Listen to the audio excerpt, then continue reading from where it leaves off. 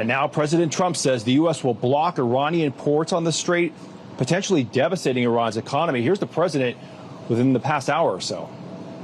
Right now we have a blockade. They're doing no business. I didn't like seeing boats come out if they were doing business with Iran, but if they weren't, no boats came out. So now Iran is doing absolutely no business, and we're going to keep it that way very easily. So we are just 24 hours into the U.S. naval blockade of the Strait of Hormuz, but it is already working. Iran is beginning to fold. They want to make a deal. They're allegedly coming to the table with a much more serious counterproposal than they were before.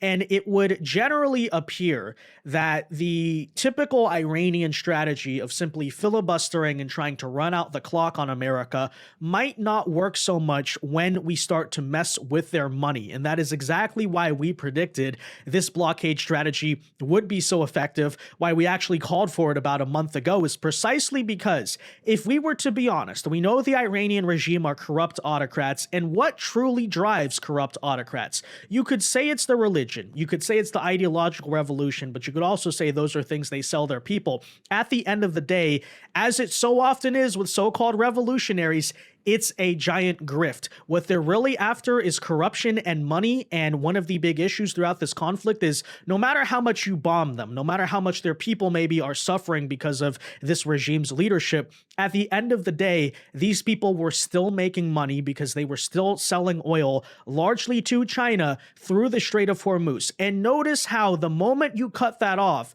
now they want to talk. Now they're desperate. Now that Iran is losing some $400 million a day, it would even perhaps appear we have more leverage over them simply based on a financial perspective than even a military perspective. And that's actually saying a lot given the fact that our military, contrary to the pro-BRICS, pro-Iran propagandists, has largely decimated Iran from a conventional perspective. But nonetheless, we'll tell you about this here today. We'll also give you some exact updates on the blockade because it does appear this is being firmly enforced even against countries like China. By the way, you have to wonder how China feels about this. We've been arguing for a long time that China at some point could step in, not necessarily to defend Iran militarily, but rather try to pressure them into a deal with the United States, because this whole situation with the Strait is not going well for China. It's not helping them a lot from an energy perspective. So at what point does Xi Jinping say, sure, Iran might be a sort of ally of mine, but I cannot afford my own economy to keep taking these hits. Hey, Iran, stand down. We're done with this. We're not supporting it anymore. We'll tell you about all of that as well. So let's get into it. First though, guys, do us a favor. If you enjoy our content, make sure you hit that like button down below. Subscribe to the channel if you are new. I know we say that in every video, but full disclosure, we are currently facing a copyright trolling campaign coming from some leftist scumbags who are basically trying to take down our channel and harass us. I'm not going to get into the full details, but just understand that it's very likely YouTube could start to suppress our reach here in the coming months, because that's typically what happens when you face a copyright strike. So do us a favor, just make sure you subscribe to the channel, because if not, the algorithm might not show us our content anymore. So make sure you subscribe, turn on notifications, and that's the best way to support. What else can we say besides that? I'm not going to say too much more because we are currently exploring particular legal remedies for this situation. But yeah, just make sure you subscribe, because shadow banning, all that stuff might be coming here very soon. I won't go more into details. But anyways, all of that said, so with today's coverage, first and foremost, we can 100% confirm that the blockade here appears to be real, right? It was not just blustering, unlike potentially the supposed Iranian blockade. Because as you can see, two tankers that were headed for China today attempted to break the blockade through the Strait of Hormuz, right? These are Chinese oil tankers. They were coming from Iranian-owned ports. And you notice here, they're going, and then they suddenly stop and turn around. So the message here has been, yes, very clearly sent. The blockade is in full effect, and that includes China, right? So it's very important we do that too, by the way, because we need to make sure this is not harm-free for China, what we're doing.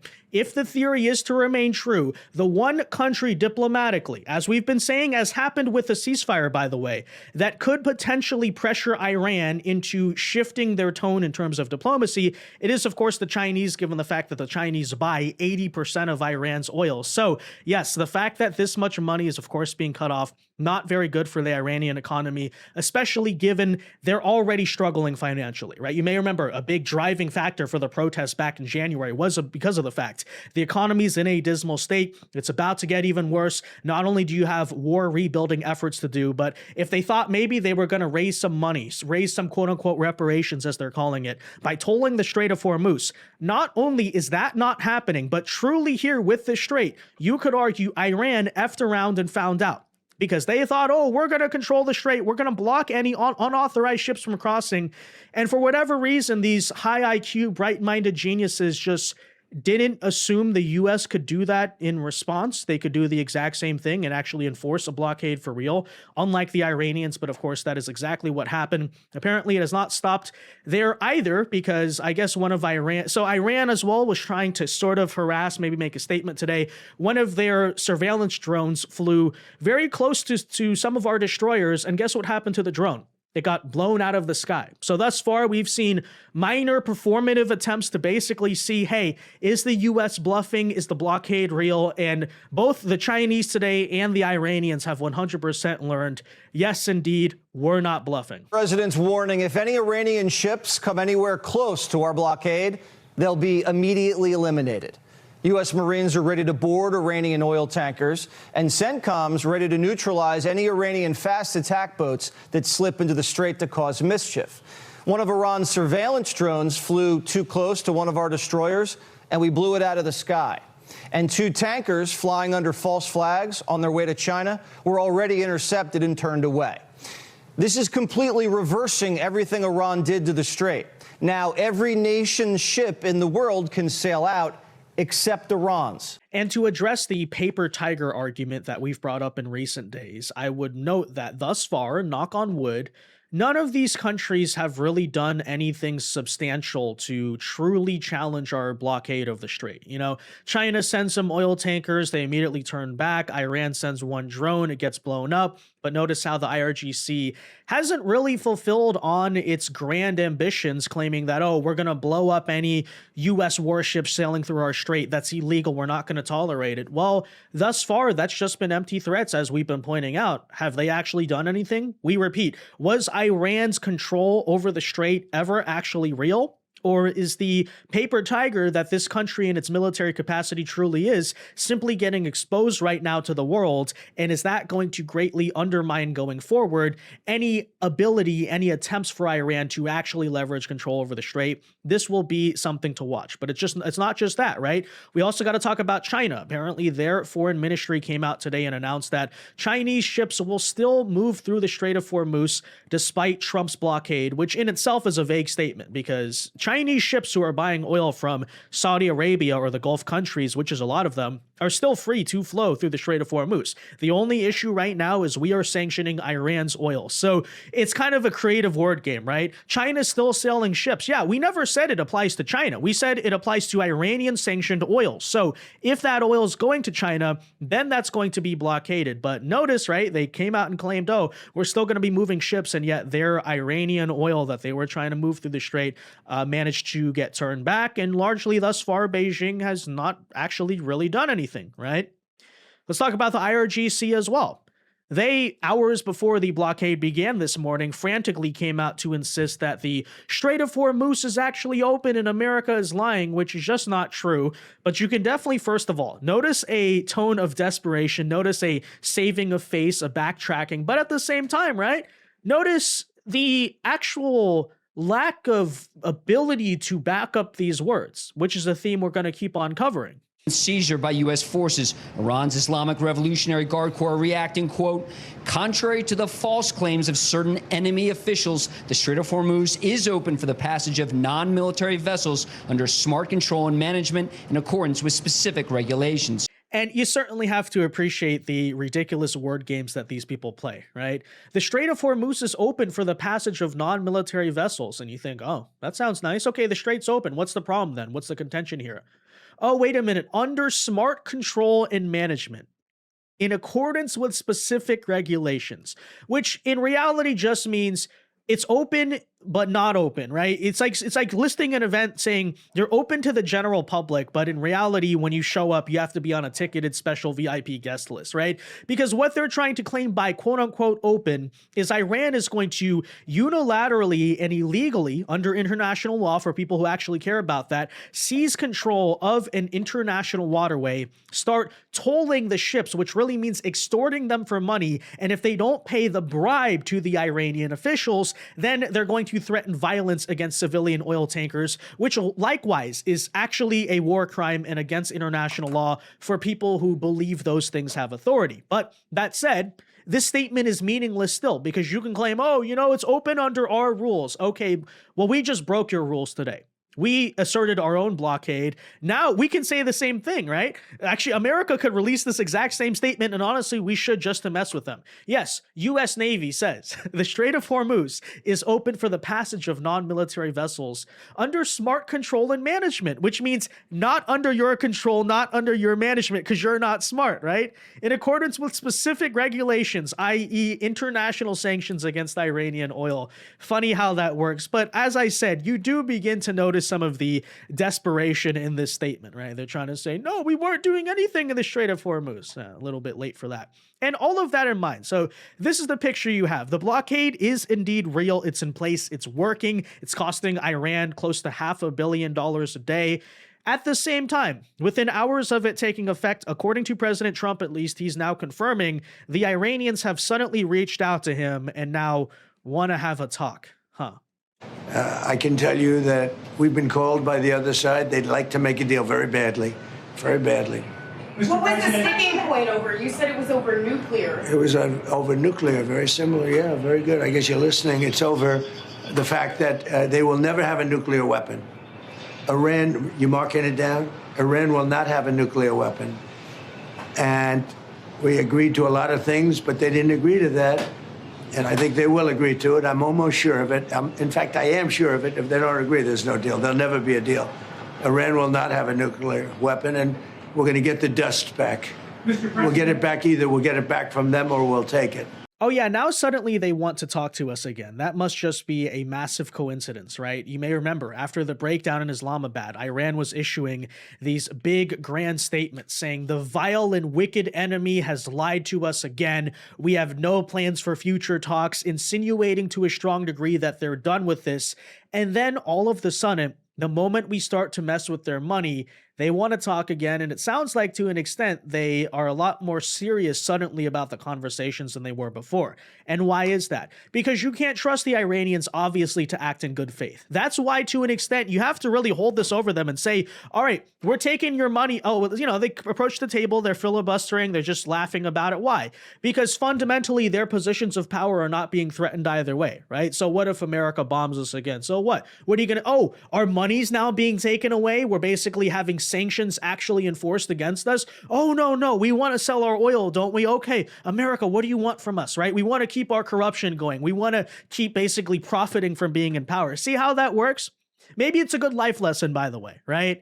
If someone is not taking you seriously, put money on the table or make money a part of the conversation. And then, human greed starts to set in. It's very real. It's a brilliant way to negotiate. And I think in this case, I would make the very strong argument that's exactly what's going on, right? And thus far, we haven't done this idea yet. We haven't actually done anything to stop the sale of Iranian oil. Maybe they thought we weren't actually going to do it. They wanted to see if we were bluffing. We showed them now we're not bluffing. And then all of a sudden, take a listen to these reports out of the New York Times as one example. Iran is allegedly now offering to pause nuclear activity for up to 5 years. Which, do we trust them to do that? No, absolutely not. And there's going to have to be some type of very strong verification method. However, I'd point out, Saturday, the big breakdown was they didn't want to give up their enriched uranium at all. Now they're saying 5 years. Allegedly, U.S. officials responded saying it needs to be 20.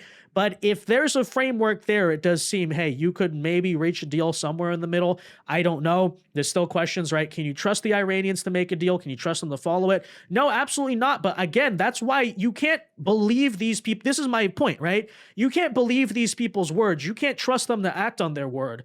what you can do is exert so much leverage over them to where they have no choice but to basically abide with what you want, right? And I repeat, for a country that is already so broke and hemorrhaging and dealing with severe economic struggle, while these corrupt officials continue to grift and profit off the oil money, you take away the oil money, you hold that over their head. Notice how, again, they start to seem like they're taking the negotiations a lot more seriously, and we're hearing multiple different accounts of that. Take a listen. Both sides in limbo as Reuters right now reports continued engagement between the U.S. and Iran and forward motion on trying to get a deal after talks in Pakistan broke down. For us, Iran watchers, the fact that the talks broke down with no conclusive outcome is not a surprise. Of course, this is a regime that gains advantage by protracting any kind of talks. We had them in Geneva in February and Oman, and of course, nothing happened then. And I just want to remind you that the JCPOA that was signed in 2015 started as JPOA in 2013. It took 2 years to get there. And by the way, she makes a completely legitimate point. This is something we've noticed and pointed out as well, which is the typical Iranian negotiating strategy is not a serious one. These people just try to delay, filibuster, run out the clock. They don't take it all that seriously. By the way, I'd argue even this is what happened over the weekend in Pakistan, right? Let's talk for 21 hours, but not really say anything or get all that far. But I would argue, if you want to stop that from happening again, it's all the people asking, how are you going to get Iran to make a serious deal? Look at the way these people behave. That's true historically, but here's what makes it different. If we're blockading the strait, if every single day Iran's losing close to $500,000 and now the ball's in their court, right? It's no longer just about America. Haha, what are Western countries going to do about high gas prices? Now it's about them. Hey, corrupt Iranian officials, look at all the money you're losing. What are you going to do? The longer you drag this out, it's actually not in your favor. I would argue we'll see what happens, but this blockade, again, something we said was a good idea, really does seem to be that trump card that could flip the situation completely, right? With Iran no longer leveraging the strait against us leveraging against them. Why is that important? Not just because it's more leverage or something. Understand, it is the fundamental thing. It is the driving force for this regime to begin with, right? Is enriching themselves off of these oil profits. They don't have it now. And yes, time is no longer on Iran's side, which it historically has been long before Trump was even president. Now it's on our side. Now it's them right now who likely would have to rush to get this deal through. So that's very important to point out. And let's hope now. I mean, well, I'm not making any guarantees, but I think there's strong reason to believe the Iranians are about to take this negotiating situation a lot more seriously, because we're still learning more about what actually happened in Pakistan. And if you want an idea of how much of a joke these people have taken it thus far and how much of a joke really these supposed regime officials actually are, take a listen to what JD Vance notes about the situation. It was impossible to make a deal because the people they sent to Pakistan didn't even have the ability to make a deal, which is laughable. What was the point of the meeting then? Now, what's interesting, Brett, about this is that in the process of doing this negotiation, I do think that we acquired some knowledge about how the Iranians are negotiating. And this is ultimately why we left Pakistan, because what we figured out is that they were unable, I think the team that was there was unable to cut a deal, and they had to go back to Tehran, either from the supreme leader or somebody else, and actually get approval to the terms that we had set. So again, whether we have further conversations, whether we ultimately get to a deal, I really think the ball is in the Iranian court, because we put a lot on the table. We actually made very clear what our red lines were. We also made clear, Brett, that we actually would be very happy. The President of the United States has said he would be very happy if Iran was treated like a normal country. Yeah, again, fundamentally unserious. You show up to the biggest negotiations and peace talks between America and Iran literally since 1979, and you don't even send people to the event that actually have the authority to negotiate. They have to go back to the supreme leader, quote unquote, who we don't even know if he's alive. Is he a cardboard box? Probably really that's in reference to the IRGC, and say, hey, is this deal okay with you? Although, in total fairness, I'm not sure we can particularly blame those Iranian officials because nobody knows who's actually in charge of the government right now. And I'd argue the real answer to that is nobody. They're a government in disarray. They're going to be dealing with a very severe power struggle here very soon. But that said, so that's the picture, right? Internally, they're a powder keg. Now we're starving off their money by the day. You would think there's at least right now some of the people in the government, maybe even the people who are filibustering thus far, are saying, okay, my bottom line's now being hit because we're not selling oil. We need to make a deal. And I'm not saying necessarily that means America and Iran are going to make a deal, right? That's definitely on flimsy grounds. Doesn't necessarily mean we're going to reach a full settlement on this, but maybe you're seeing some progress. But if that doesn't happen, likewise, right? Okay, so what happens if we keep blockading the Strait of Hormuz and the Iranian economy, who's starved in every other metric, no longer is getting oil? Yeah, that government's bound to collapse on itself, right? So I'd argue the situation gets even worse. By the way, Trump is making a very strong offer to Iran, which is you drop the nuclear weapons, you drop the militancy, you drop this very radical ideological jihad. We're more than happy to start treating you like a normal country, right? In the sense that, hey, we can have diplomatic relations. You're just another country in the world, right? You're not this heavily sanctioned pariah state. However, for that to happen, you have to drop the revolution, right? You have to drop this ideology that says we need to keep funding proxies across the Middle East and destabilizing all of our neighbors.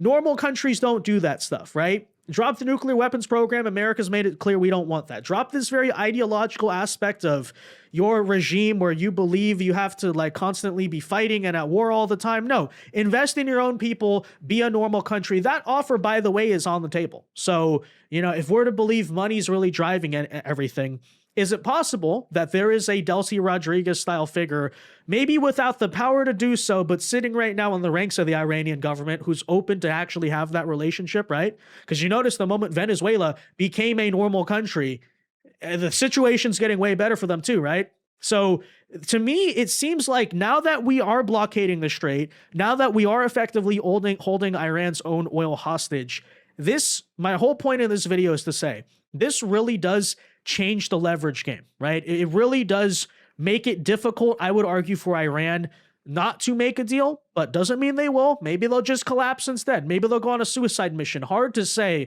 but right now we're making, I would argue, the best possible move that we can. So now we just got to keep an eye on it, see what happens. But some signs certainly are trending in a positive direction. With that said, guys, let me know your thoughts on this situation in the comment section down below. Be sure to leave a like on this video, subscribe to the channel if you are new, and until next time, God bless and peace.